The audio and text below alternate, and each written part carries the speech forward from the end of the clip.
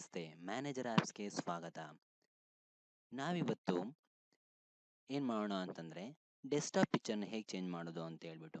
ಉದಾಹರಣೆಗೆ ನೋಡಿ, ಈಗ ನಮ್ಮ ಪೇಂಟಲ್ಲಿ ಭಗತ್ ಸಿಂಗ್ ಅವರಿದ್ದಾರೆ, ಅಥವಾ ನೀವೇ ಯಾವುದೋ ಒಂದು ಹೊಸದಾಗಿ ಕ್ರಿಯೇಷನ್ ಮಾಡ್ತೀರಾ, ನಿಮ್ಮದೇ ಒಂದು ಆರ್ಟ್ ಆಗಲಿ ಅಥವಾ ಒಂದು ನೇಚರ್ ಆಗಲಿ ಅಥವಾ ಏನೋ ಒಂದು ನಿಮ್ಮ ಹೆಸರಿಂದಾಗಲಿ ಆ ಥರ.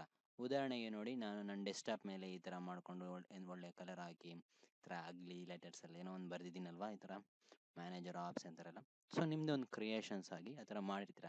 ಅದನ್ನು ನೀವು ಹೇಗೆ ನಿಮ್ಮ ಡೆಸ್ಕ್ಟಾಪ್ ಪಿಕ್ಚರ್ ಆಗಿ ಮಾಡೋದು ಅಂತ ಹೇಳ್ಬಿಟ್ಟು. ಸೊ ಮೊದಲನೇದಾಗಿ ಫೋಟೋ ಮಾಡಿ ಅದನ್ನು ಸೇವ್ ಮಾಡಿ ಇಟ್ಕೊಳ್ಳಿ. ಸೊ ಸೇವ್ ಮಾಡಾದ್ಮೇಲೆ ಇಲ್ಲೋಗಿ set as desktop background, fill, title, centre 3 types ಇದೆ. ಸೊ ಫಿಲ್ ಅಂತ ಹೊಡೀರಿ. ಫಿಲ್ ಅಂತ ಕೊಟ್ಟರೆ ನೋಡಿ ಫುಲ್ ಫೋಟೋ ಬರುತ್ತೆ. ಸ್ವಲ್ಪ ಕಲರ್ ಪಿಕ್ಚರ್ ಒಳ್ಳೆ ಕ್ವಾಲಿಟಿ ಒಳ್ಳೆ ಸೈಜ್ ಇದ್ದರೆ ನೀಟಾಗಿ ಕಾಣುತ್ತೆ.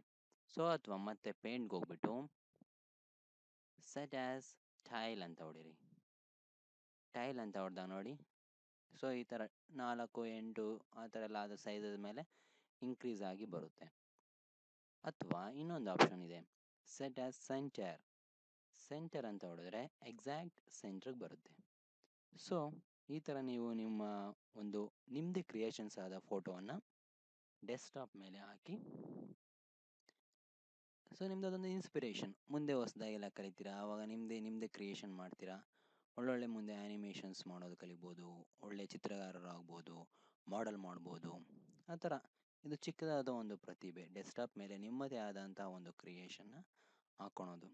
Okay, thank you. Follow in Twitter manager _apps. ಮತ್ತು ನನ್ನ ವಿಡಿಯೋಗೆ ಸಬ್ಸ್ಕ್ರೈಬ್ ಆಗೋದು ಮರಿಬೇಡಿ.